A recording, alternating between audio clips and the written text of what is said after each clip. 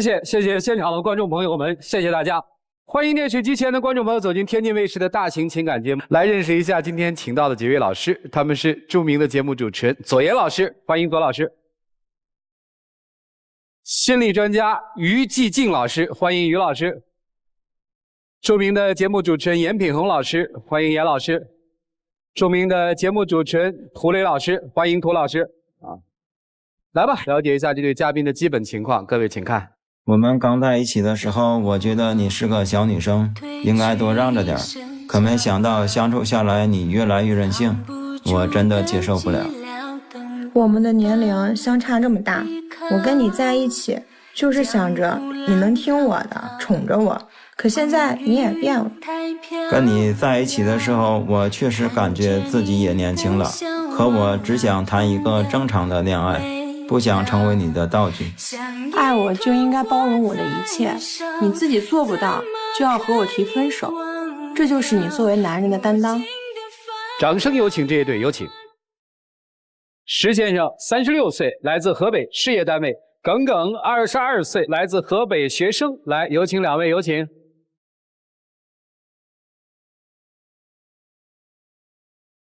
欢迎两位哈。你好。这小片看完是你想分手是吧？对。你不愿意分，对不对？话不是这么说的。哦，那怎么说呀？就是这个分手是可以的，可以的。但是吧，就是不能从他的嘴里面说出来而已。哦，就您说就行，他说就不行，对，是这意思吧？对。啊，这咋认识的呀？我们俩开始在健身房认识的啊。他那阵儿正好和上一任男友失恋了啊，就跟我认识了。完了，他那阵儿正好毕业需要找实习单位。我这边有一个朋友正好开广告公司，我就给他介绍进去了。完了，一来二去就认识熟悉了。您在健身房干嘛呢？健身是吧？对。两个人都喜欢健身。对。然后他给您介绍的工作，一来二去就熟了。对。然后呢？那个时候我刚分手嘛，不是？我前男友就是那种怎么说，就是肯定比他要高，比他要帅，还要年轻的，对吧？但是吧，就是因为自己在那边受了情伤。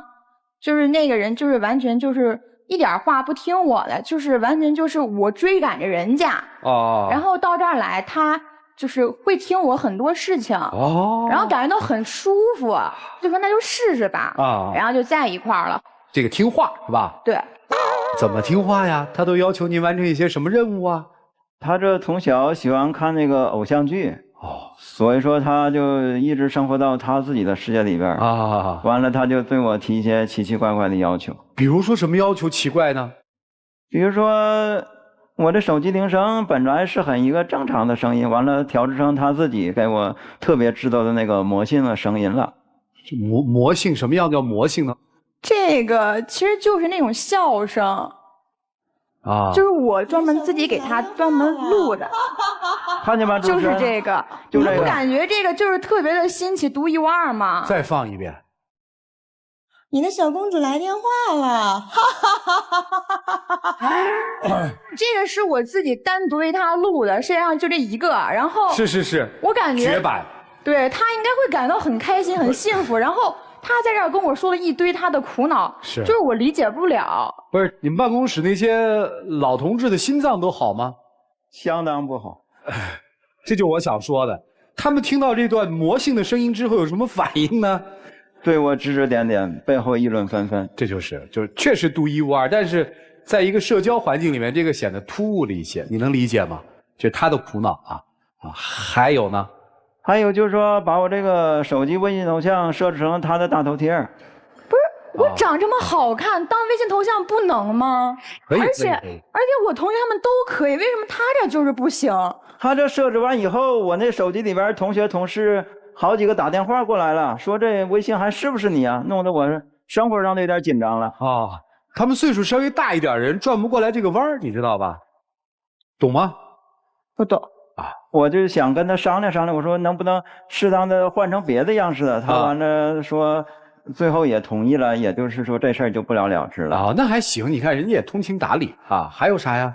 还有就是说这个平常我们俩去逛街的时候，时不时的要求我给他来个公主抱那个不是因为我穿高跟鞋脚累了吗？而且大街上我见人家男的都可以抱，为什么你这儿就是不行呢？大街上大庭广众的地方抱你感觉雅观吗？人家都抱，人家觉得不雅观，难道？我这身段抱不动啊。那你健身房不就白去了吗？你费那钱干嘛呀？我去那健身房也不是为了专门练你这公主抱去的呀。那你费这钱干嘛去啊？还不如留着呢。还有主持人就这么不讲理，我也没办法。还有别的呢啊，就说那个平常我们俩上街散步的时候，就说有的时候碰上雨天，他这不因为从小喜欢看那个偶像剧嘛，所以说就比较喜欢有情调，说下雨天别打伞。这总不打伞，我感觉时间长的话，身体不受影响吗？下那雨不大，就是一点毛毛细雨儿。然后我一个小姑娘没说生病不生病，然后你个大男的在这跟我说什么生病啊？你这不是就追求那个浪漫吗？但是说你再浪漫，你不都得面对生活中的现实吗？但是我现实生活中我特别苦，浪漫一回感到甜，怎么了？行，我说过吗？挺有意思的啊，这年轻女孩有意思吧？有意思啊，见识了另外一个世界哈，受得了吗？开始还受得了，逐渐的有点那啥。所以去健身房好好健身，别瞎聊天，你知道吗？就是没好好健身，你要不聊天没这事儿了吗？你把他放过得了，老年人都说了，抱也抱不动，鱼也拎不动，你就给他放了不就得了吗？你跟他说分手，你不要他了。但他听我话呀。啊，行。除了这个身体上咱吃不消，还有什么吃不消的呀？还有就是说这个开始跟他认识的时候，他就知道我这比他大10来岁啊，所以说跟他同学面前总吹说我是有这个自己的创意公司哦。完了那个有一天他那个要求我去他宿舍楼下面接他，还要求我穿身西服跟同事借辆车啊。那段时间我那几天都比较忙，哪有时间管这些细节呀？情急之下我就扫了辆共享单车过去了。完了到他那楼下，他可好。跟我又吵又闹，想让他吃饭呢，他死活不干，还一下子把我推到车下面去了。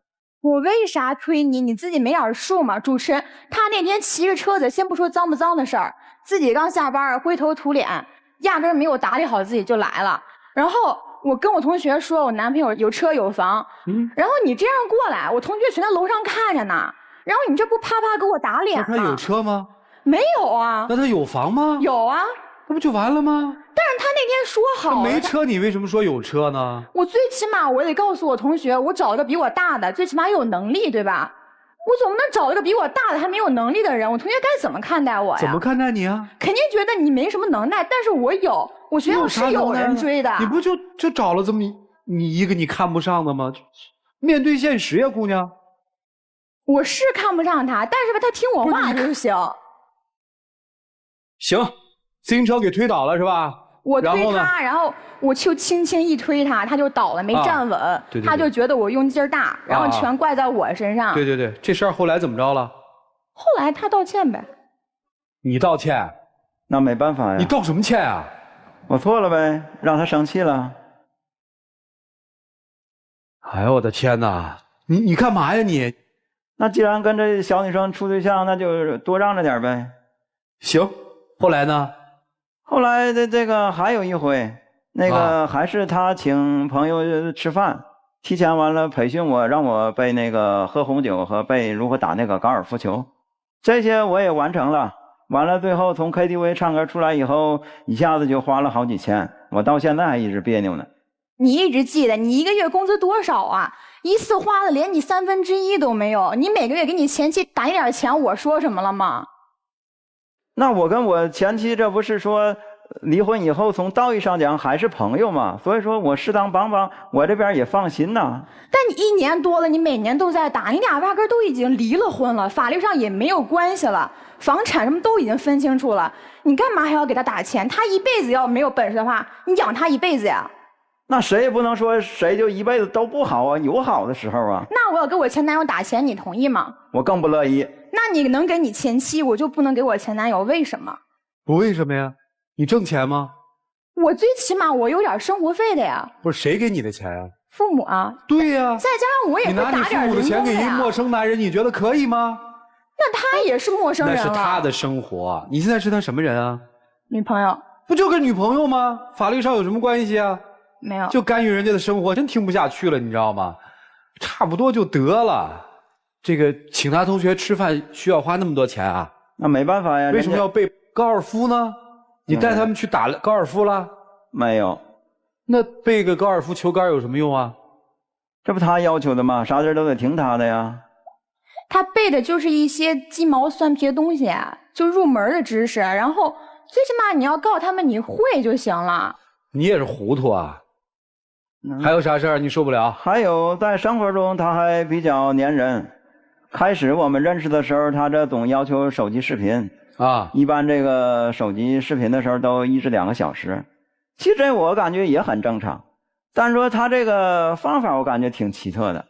他那边手机完了正着扣着，我这边手机正常开着。他想看我的时候随时都可以看我，完了我想看他呢还得提前跟他说。我在女生宿舍呢，我总不能一直摄像头对着我舍友怎么办？人家有点隐私我得挡着呀。最起码你想看我你告诉我一声不就行了吗？又没说不让你看。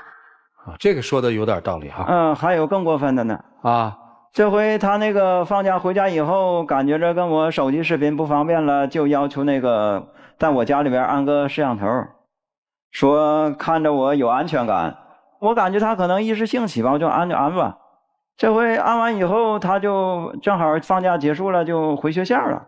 完了还跟我说女生宿舍不方便安。女生宿舍本来就不方便，开视频就那么多事儿，我安个摄像头，我舍友不得以为我神经病啊？那你这感觉说你看我的时候跟我说，但是说你这摄像头不开，我也感觉24小时监控我，你感觉我舒服吗？但是我并没有24小时看你，你以为我想看你啊？还不是因为你没有给我安全感？你给你前妻打钱是回事儿，再加上后来你天天忙工作，你压根儿不理我，我就想看看你在干嘛。那你感觉这么不像个病态的监控吗？我没觉得。正常情侣之间不都有个个人隐私？而且我看电影里边有个女的给她男友也安了一个，人家挺开心的，还挺有趣的。为什么就你这儿就不行呢？正常情侣之间应该有个人隐私啊！我这基本上都我给你隐私了，我并没有24小时都在看你。而且我看你时候我告诉你，你没看到，这就不怪我了。你看到些什么呀，姑娘？就是他在桌子上加班什么的，然后也没什么。对呀，那你怎么会说他没给你安全感？你指的没有安全感指的是什么呀？首先他跟他前妻是个事儿，这事儿我们知道了。然后再加上他每天晚上加班加班每天晚上聊天是同一个女同事，我就跟他说，你别跟人家聊天了。他说不行，我说那行吧，你加班那也行，你跟个男同事，还回答我不行，我能不生气吗？就是你在监控里发现了他跟一个女同事聊天是吧？并不是从监控里边，就是平常有时候他陪我的时候也是这样。主持人不是他说那回事啊。开始我就跟他说，我这个工作的性质要求有的时候不定时会加班，他也同意。这回那个跟女同事说工作的事儿，完了他不愿意了。有一天完了，他来单位接我，看见我跟女同事正这个说工作事儿呢，就劈头盖脸对那女同事冷嘲热讽，完了逼着她当面承认跟我没关系。我压根儿没觉得你俩会有暧昧关系，毕竟你长这样，人家看不上你好吗？完了，在我单位还大吵大闹。后来我们单位领导出来打圆场，本身也是好意。完了，他这就又数落起领导，说领导效率低，经常加班，没啥意义。你们领导要真有能力的话，干嘛每天让你们这堆人全在加班？而且你干的就全是无用功。你要真有功的话，你工资早唰唰往上涨了，也没涨啊。我开始认识你的时候不就这样吗？你也接受了，怎么处了1年左右你就变成这样了？咱俩谁变谁心里有点数，行吗？行，我们变了，我们分手行吗？行不行啊？行是行。行了，哎，他说行了啊。但是吧，但是什么？不能从他嘴里边说出来。为什么呀？他长这样，30多岁离过婚，我还年轻，他有什么资格来说？压根就没有资格。说分也行，就得我提，他提就是不行。我就一个建议，你要这么下去的话，姑娘麻烦了，咱稍微注意一下哈，表达方式行吗？行。你是不想跟他分手，觉得还挺好的，是不是？不是啊。那你什么意思呀？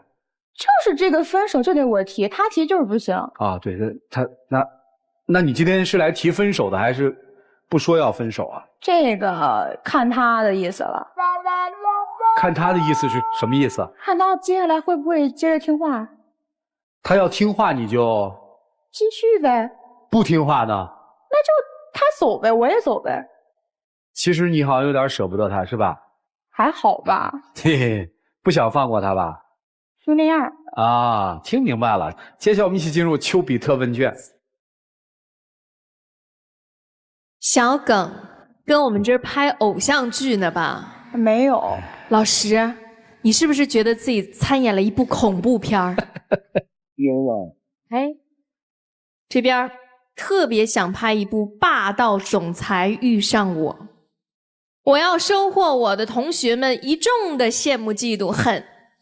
你所有的社交空间，从微信头像到电话彩铃，都得是我，是我，还是我。对。但你考虑过吗？他今年多大岁数了？36。26的都干不出来你说的那些事儿，像你刚才说那些得找个16的。我就纳了闷了，他作啊！我说他小，他不懂事儿，您也不懂事儿啊！36岁，电话铃一响，哈哈哈哈，你的小公主给你打电话。哎，你觉得半夜听了以后不毛骨悚然吗？吓人不？所以说现在我这手机调成静音了。所有的这一切都是你允许的，你允许他把手机铃声设成他的声音，你允许他把你的微信头像换掉，你允许在雨里不打雨伞，允许他在你的房间装的摄像头。如果哪一条是你不允许的，是他自己能独立完成的吗？你俩根本就不在一个频道上。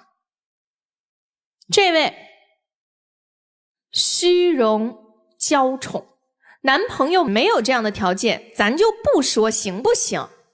我跟你说，我就不喜欢你前面你作他，反正你们情侣之间的事情我也说不出来什么，但是最后你跑到人家单位指着人家女同事说，来，你承认你跟他没关系。他的领导起码40左右岁的年纪了吧，对不对？对。你叔叔的年纪，你跟人家说你就是没能力，所以你们单位的人都加班。跟长辈怎么说话，我希望你知道，你今天就是来学习成长的，希望你能够真正的用你的青春去谈属于你的爱情，真诚的对待这个世界和生活。男生漂亮啊，觉得年轻嘛，可爱。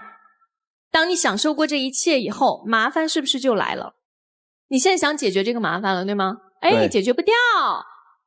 36了，成熟一点吧，本本分分的找一个适合自己生活的女人，好好的结婚过日子，就这样。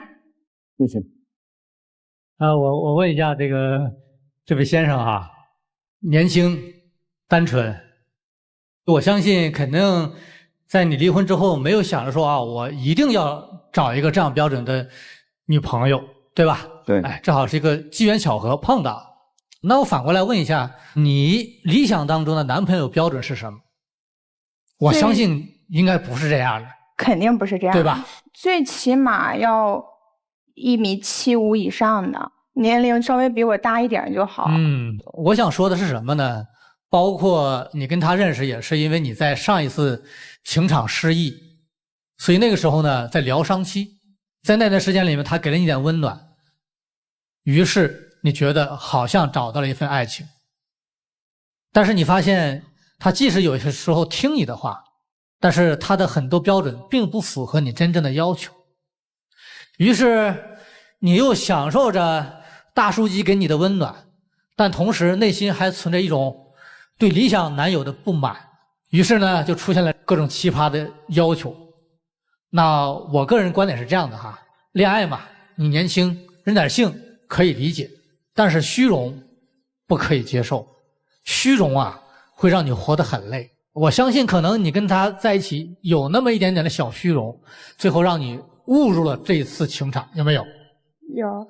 所以说今天这种情况他难受你也难受，你心里要知道你的标准是什么样的男友，那么你就找那样的男友就好了。如果他不合适，是他说分手还是你说分手，其实大家没人去在意这件事情，合适处下去，不合适就分手。任性的这样纠缠下去，其实啊，你觉得伤害谁最多呀？还是你最多？你大好的青春耽误不起。所以呢，任性完以后稍微冷静下来，寻找自己的真正的幸福。男方也一样，差不多就行了，你得有底线，没有底线你是出不来的，你也害人家，对不对？好吧，李真。女生，你的爸爸有像刚才于老师那样跟你谈过话吗？有，语重心长，非常耐心。对，你爸真有涵养。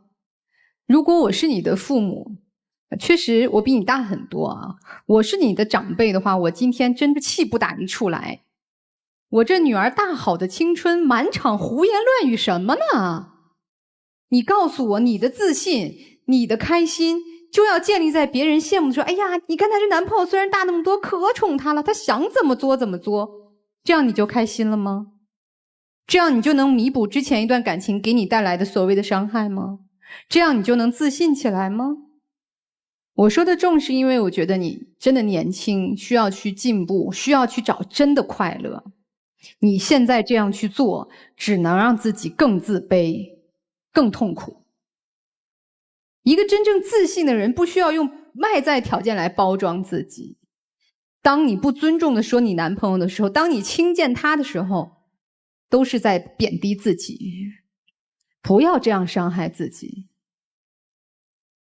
我觉得你还知道流眼泪还好，而且我相信每个人内心都有多面的，让我们内心那个美丽的我呈现出来。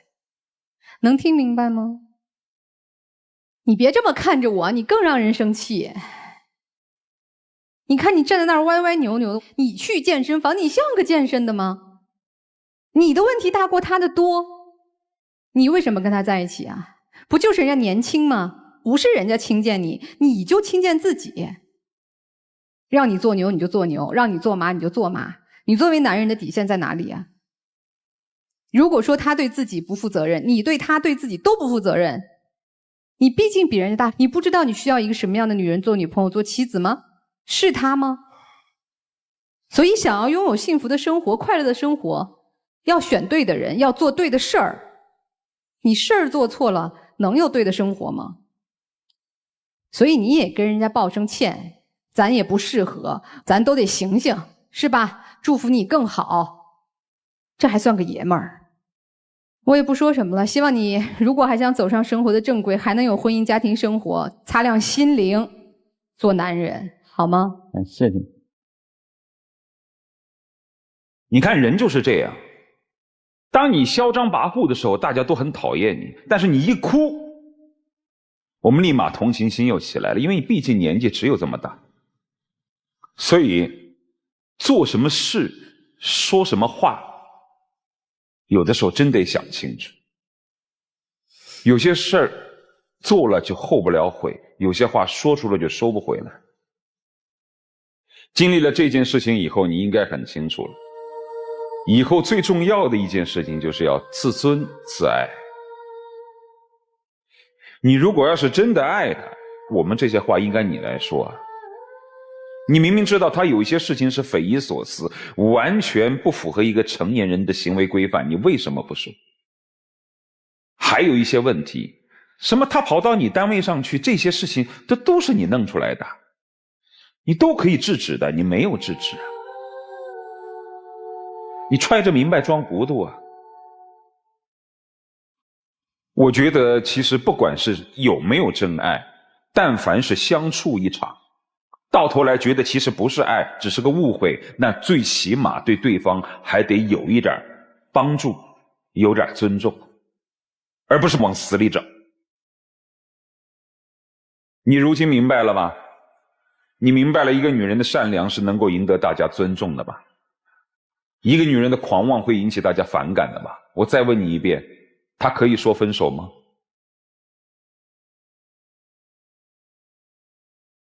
她可以说分手吗？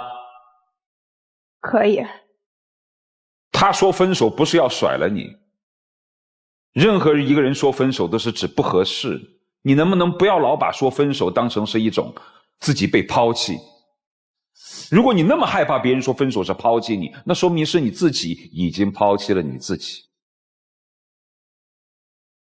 诚如你现在改变的这样，能够悔改，能够认识到自己的问题，你还是依然能获得大家的尊重，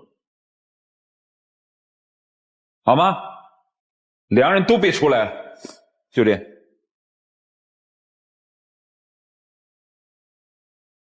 哎，这里面其实最气愤的就是在一个底线上面，你那几个观点确实让人接受不了。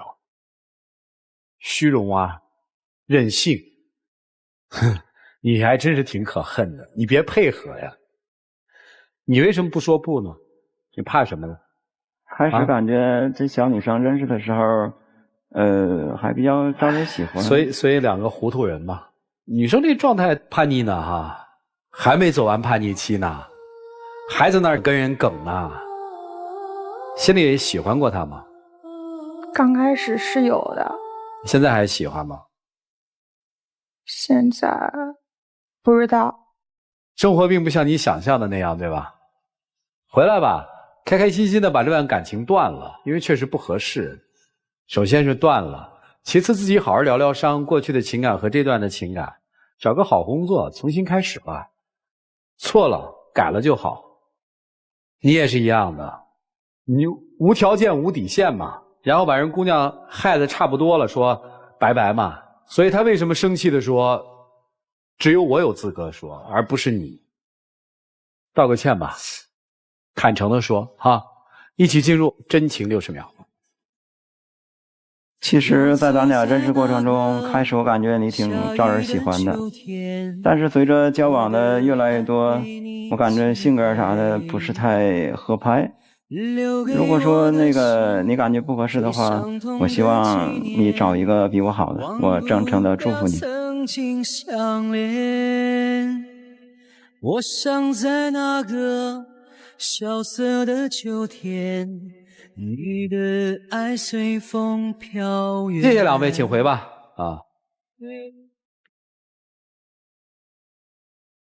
来，请关门。我们来看这对年轻人自己的选择，请开门。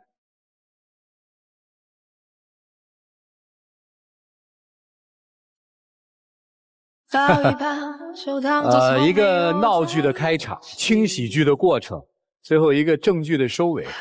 生活其实就是这样嘛，大家在生活当中学习吧，了解下一对的基本情况。各位请看。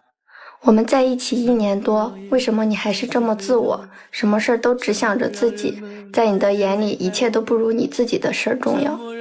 你总说我自私，我觉得真的是你小题大做，总是一点小事儿就要吵个天翻地覆。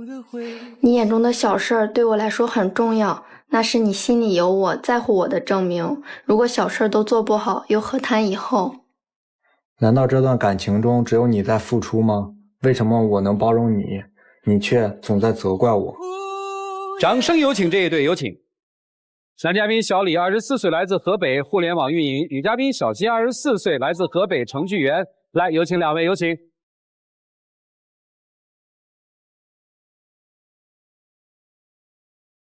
欢迎两位哈，大学同学是吧？对。现在2年了是吧？对。现在怎么个情况来这儿啊？就他为人比较自私，然后就一点都不考虑我，但因为他是我初恋，我就很纠结，不知道怎么办。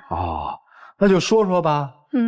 有一次他同事想找他开车，他不想借给人家，他就说我给开走了。后来那同事就打电话到我这儿，说急事儿看那车能不能开。我不知道这事儿就露馅了，他就把责任就推我身上，他说是我不同意，就他也没办法。这个事儿你应该帮我圆一下啊，因为我跟那个朋友认识嘛，然后他不是特别熟悉，然后你得罪一下他，我感觉也没有什么问题吧。这是女生觉得就从这点，我就看不惯他拿我当枪使处理方式不一样哈。还有别的吗？还有就是他同事结婚，他人不去，他连份子都没有随，我就觉得一个公司的你至少面上得过得去吧。我跟那个同事就是我俩上不来，然后我不想给他随份子，然后我也不打算就是比如说我结婚什么的，然后让他给我随份子，就是我不想就是跟他有过多的交集或者交往。这不是人家有想法吗？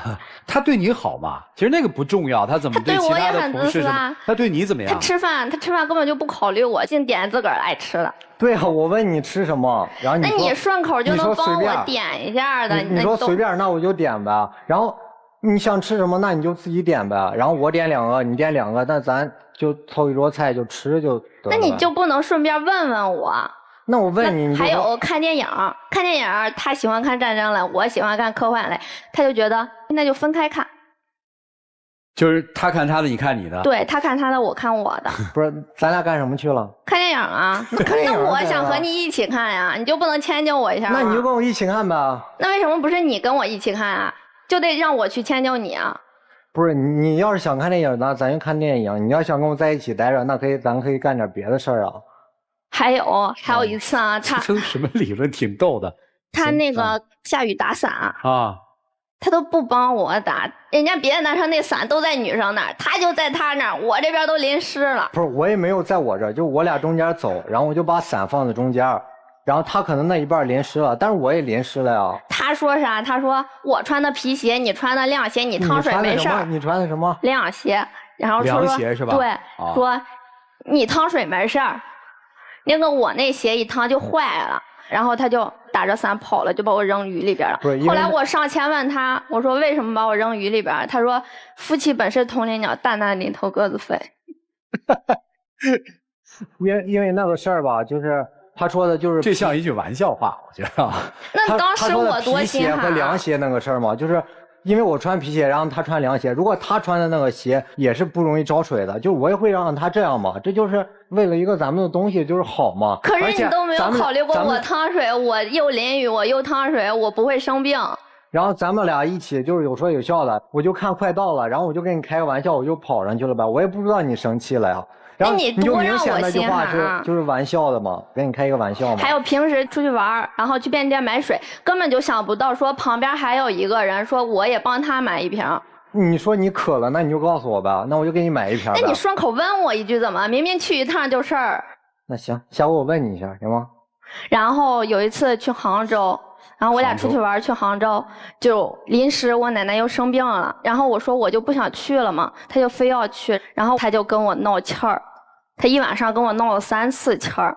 因为当时就是这个事儿吧，就是属于一个毕业旅行吧，相当于，然后基本上什么都准备好了，但是他奶奶临时有事儿嘛，然后我就当时肯定是有点不开心，然后后来我就问他，我说其实挺想去的，然后这么个意思，然后我就问他，我说能不能去？是，那是因为你生气了，你老逼我，我不想让你开心。然后最后他答应我了，然后结果你玩。那是因为你逼我的呀。然后你玩的也挺开心的。你跟我闹气儿闹多大？这两个年轻人恋爱谈的哈。还有别的吗？让他觉得我第一次带他回家啊，我爸临时有事没来，我知道他想见我爸，我就跟我妈沟通嘛，我妈就跟我说你爸临时有事真是赶不过来，然后我就把这个事儿跟他说了，他2分钟之后他妈给他打了个电话，他就走了。不是这个事儿，首先就是啊，他之前也去我家了，我妈招待他招待的挺好的，然后就是我家是什么情况，然后都跟他说的特别清楚。那我妈招待你招待的不好呗？我俩打算端午节然后去他家嘛，然后就提前2个星期，然后就跟他定好了，就说去他家。结果到了之后就是我是提前跟你说好了的吧？也没有去到他家，然后也没有见到他爸。当时我就是有点不开心嘛，而且他就是家里边人还总是在一起说一些悄悄话，就是我根本就不是人。我提前跟他说了，我说不能回，我说只能住小姨家，他同意了。然后他去了之后，他去了之后，你没有说不去你家呀？他去了之后，去你家呀？他去了之后，我妈说，因为觉得我爸没来，我妈就把我姥姥姥爷都弄过来了，就为了跟他吃顿饭。我妈那天本来就应该上班，我妈还为了见我俩专门请的假，第2天还陪了我们1天。我知道他想见我爸，我就去跟我妈沟通呗。我知道他抹不开脸，我就去跟我妈沟通。然后我妈就说：“你自己给你爸打电话吧。”我给我爸打了电话，我爸说没时间，真来不了。然后我就跟他说了，他妈给他打了个电话说二奶奶住院了，他就走了。走了之后他还回去跟我吵架，他说：“我觉得你家里人都不尊重我。”主要是这个事儿，我就是不开心嘛。然后这时候我妈就给我来电话，她说我二奶奶就是生病了。然后因为我二奶奶就是从那你去了顶什么用？你家里人都在，你去了管什么用啊？从我5年级开始，我就一直跟着吃饭，然后一直吃到大学嘛。然后我就走了嘛，他就不相信。他主要是那个点卡的特别好。我刚跟他说完，我爸来不了，他妈，我当时第一反应就是他和他妈串通起来骗我。不，这不是重点，这重点是你们都太在意自己的感受，没有考虑别人的任何感受嘛。我听了嘛，你去他们家等于没让你住他们家，让你住他小姨家，对吗？对啊，就是也没有去到他家，也没有见到他爸。不是跟他母亲吃饭了吗？跟他姥姥姥爷吃饭了吗？啊，对，不是可以了吗？他回去之后跟我吵架，晾了我1周。所以我就说年轻人不要那么自私，这事儿里面全都是透露着自私的因素，就是除了我还真是没别人了，对不对？就是我感觉我俩存在问题就是信任问题。当时我跟他在一起嘛，就是朋友嘛，一开始聊天，然后他说他家里边条件挺好的，就是为什么就是说去他家这个事儿，然后我就是反应特别大，因为后来从他家回来之后，然后他就告诉我，他之前说的什么条件啊那个事儿都是假的。去他家我就是想看看就是家里到底什么情况，然后他给我的感觉，他就是试探我了是吧？他给我的感觉就是总是藏着掖着那么个感觉。啥意思？家里怎么了？他说的是什么？然后你看的是什么？就是他当时在一起的时候说的，然后他家里边就是有别墅，然后有保姆，但是那我爸公司破产了。但是事实并不是这么回事儿。我就想你家里边什么情况，那你可以直接跟我说嘛，就是我也不是嫌弃你什么的，但是你总是藏着掖着的，我就感觉有点害怕。然后我刚开始跟你在一起的时候，我什么想法呀？就有点不敢相信他。我刚开始跟你在一起的时候，我什么想法？你什么想法？我不想结婚，我不想和你在一起。啊？为啥？但是就算是朋友，你也不应该。我不敢相信婚姻。为什么？就是惧怕。为什么呀？我不知道为什么。是看到了什么，还是听到了什么，还是经历了什么？总是有原因的。我经历的，我家庭。啊，就是也是特殊情况吧，反正就是现在我就是也有点不是特别敢信任他。就还有一次就是他在就是朋友圈里边出售一个2手的那个吹风机，那个吹风机还挺贵的，2000多。然后我就说，哎，你这个哪来的这个吹风机啊？然后他说是就是公司抽奖抽的。然后过了几天，我就发现有她闺蜜给她来消息，然后说我那个吹风机卖的怎么样了？然后我当时就特别惊讶，我说这到底怎么回事啊？然后她说那吹风机不是她的，是她闺蜜公司抽奖抽的，然后送给她的，她打算卖了，然后钱就是他俩分一下。然后我就感觉这个事儿，特别离谱。她说谎嘛，我就是更不敢信她了。其次，我感觉别人送的东西，要是卖了，然后再平分一下，是不是有点？基本上没有见过这种事儿。听明白了，就他这么一解释，我明白了啊。而且有一次他跟异性在一起，我也是比较抵触这个事儿。你别跟我提异性了，你和你那个异性呢？刚开始在一起的时候，有一个异性来找他玩，就是5一的时候，我同意他跟他的那个异性去玩嘛，就是好朋友发小。然后但是最后因为学校有闭宿，到11点之后没有回去宿舍，但是总是得找地方住嘛。他就跟那个男生住了一间房子，我感觉他这个事儿。那这件事之后我改了吗？但是这个事儿，我只是对信任的人没有男女之分。我这个事儿之后改了吗？但这个事儿也挺大的吧？我改了吗？不是你说这事儿什么意思啊？我想说他这个事儿对这个事儿就是处理方式有一些问题。那我最后改了呀。那你呢？我每次说我介意你和那个女生的关系，你改了吗？我怎么没有改啊？你改哪儿了？我已经很改了。你当着我的面喊那个女的亲爱的。我都说了那是口误啊。口误？那你跟我解释，你还给你那个女的夹菜。就最近一次回学校，他说好帮我去搬行李，然后他在那个拐角上碰见那个女的，那么多人，他就看见那个女的，然后跟我走了不到10米，他说你自己上去搬行李吧，我和他们去聊会儿天儿。这事儿我多难过呀！首先他说的夹菜那个事儿，是因为我当时去北京之前，因为要走了嘛，然后就跟人吃了一顿饭，就是吃的烤肉。那个肉呢，就是你不能老在锅里边烤吧，而且我就把它夹出来了，而且夹出来我也没有夹到他的盘子里边，我是夹到他旁边的盘子里边，而且我夹的时候你都没有给我夹个菜，你为什么给他夹菜？还有就是给他回宿舍搬东西，因为女生宿舍男生不让进嘛。然后我说你得把东西收拾好了搬下来，然后我再帮你搬走。然后他说行。我说你收拾东西多长时间？他说10分钟。我说行。然后就是路上呢，就是遇见就是2个女生1个男生。我说你在楼上收拾东西，我在下边也是干等着。我说我跟他们就是聊会儿天嘛。然后他就生气了，因为我觉得你根本就不在乎，你在乎的是那个女生。我已经不需要你了，我可以自个儿来。我现在都不跟他联系了。然后他就是还是因为这件事儿？我跟你在一起，我保持异性距离，是因为我刚跟你在一起1个月，我知道我这事儿办错了，办的不好，然后我跟所有异性都保持关系。我跟你说了，我介意你和这个异性的关系，但是你没有改，你总说你改，你每次让我看见的都是你没改。不是，现在都不联系了，还那是因为毕业了。对啊，说明他还没有很重要呀。那如果现在还在学校，你是不是还要跟他联系？那我没有啊。你让我怎么相信你现在说的话？你不是对我没有信任吗？我对你也没有信任。谢谢。听了很多情绪的话啊，女生好像今天给我能感受到的就是，男生你不重视我，你不在意我，你的心里只有你，是不是这意思？对。男生的解读也非常简单，我听到了，你没有给我足够的信任，我不知道该怎么相信你。对这件事情能不能再往前走，我是迷茫的。对，所以现在就难了。我们有感情在这儿，但是我们彼此之间有一些看起来好像越不过去的障碍，所以该怎么办？是这意思吧？对。好，接下来我们一起进入丘比特问卷。吃亏绝不亏，惜福才有福。我觉得挺受不了你们年轻人觉得生活应该各扫门前雪的这样的状态。无论是在工作当中还是在生活当中，男生你只在乎你自己的感受。情侣之间吃饭、看电影、喝水、打伞，这些小事都能成为女朋友抱怨你的原因，是我闻所未闻的。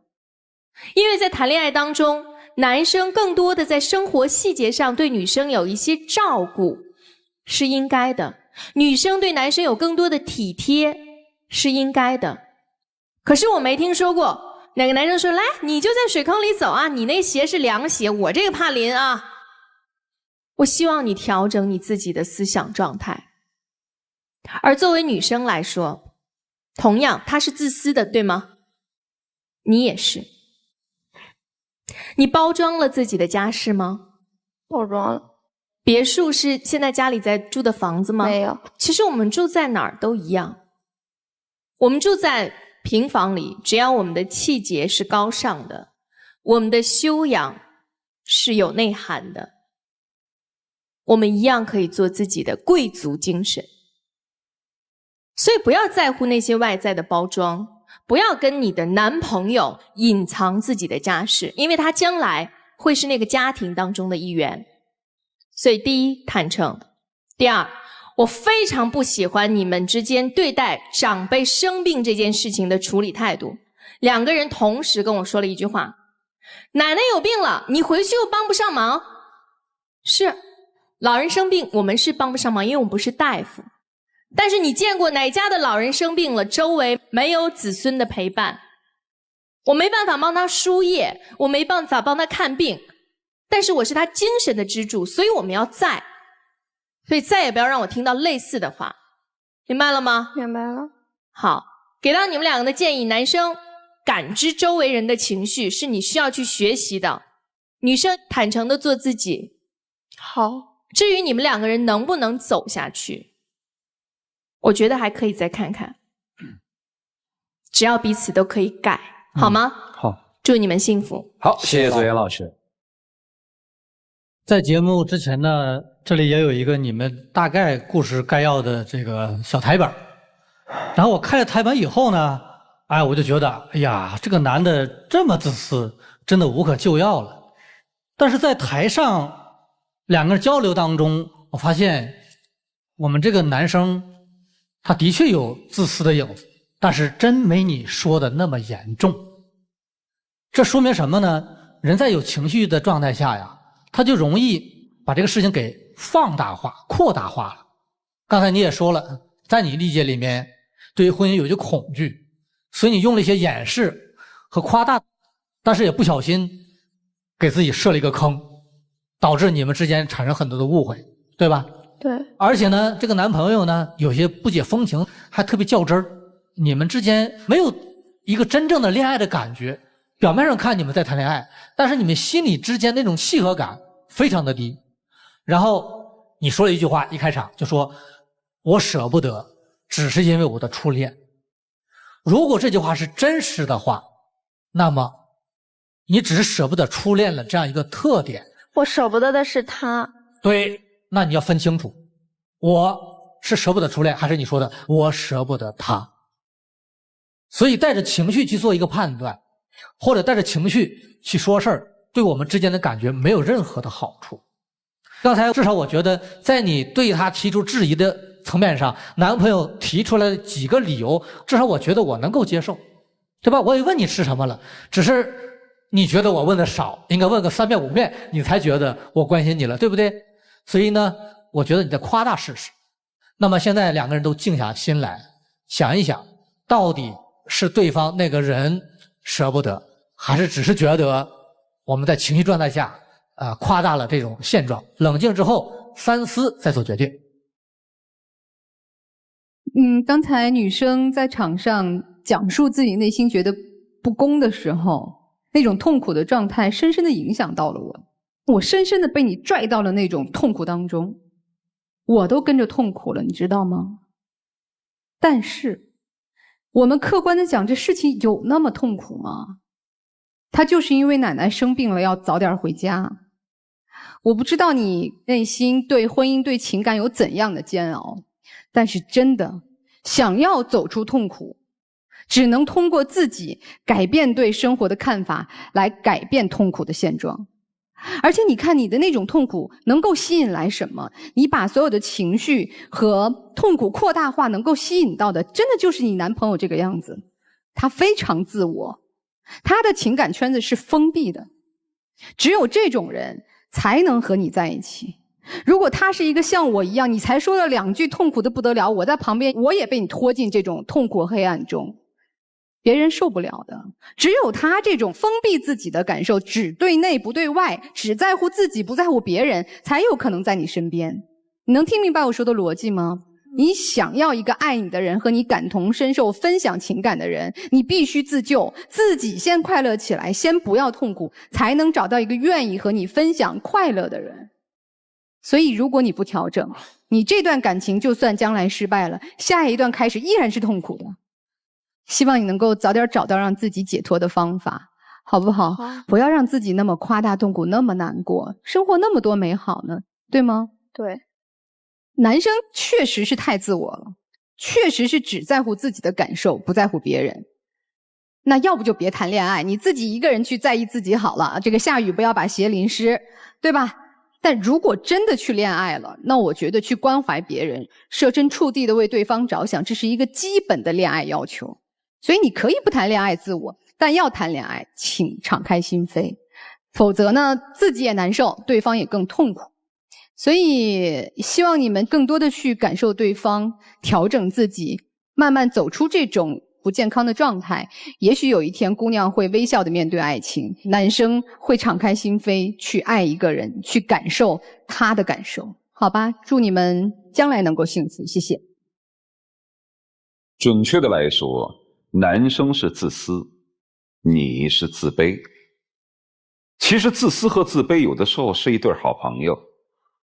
你会发现在最开始，相对自私的人和相对自卑的人容易相爱，因为在恋爱的初期大家都会掩盖自己，自私的人会显得很专一，自卑的人会显得相对包容，因为他内心没有勇气，很多事情会采取妥协的状态。但是当2个人相处已久之后，彼此真实的性格暴露出来，自私的人相对冷漠，只关心自己，而自卑的人相对敏感，所以他对于很多自私的人所表现出来的冷漠，他会显得极其的狂躁。就像今天在舞台上所表现，按道理来说，一个自卑的人不会像你那么一样高声的嚷叫，但其实一直以来你都处于强势的位置，非常愤怒，而男生却相对于平静。说实在的，我一点都不看好你们，因为我觉得一个自私的人无法给一个自卑的人带来某些安全感，并且引导他走向强大，而你也同样无法去引导那些自私的人，你们彼此之间给不了对方性格当中缺陷的弥补。所以其实我建议的是，你们各自的认知自己，把自己性格当中缺陷的那一面认知到，然后丰满起来。你们俩之间不适合谈恋爱，这就是我的意见。好，谢谢涂老师啊。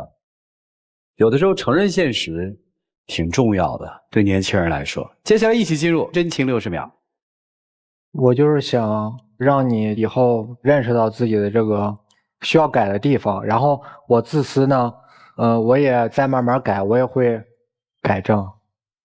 我喜欢你，特别特别喜欢，我不想和你分开。可是我希望你可以理解我，可以有事儿考虑到我，让我看到你的在乎我。我只有这么一个要求。请亮灯吧。唉，人生最小的要求实际是最难实现的。我要求你在乎我，如果我想在乎你，早在乎了。好了，谢谢两位的分享，请回吧。来，请关门。下面当然是要看这对情侣自己选择的时候了。来，请开门。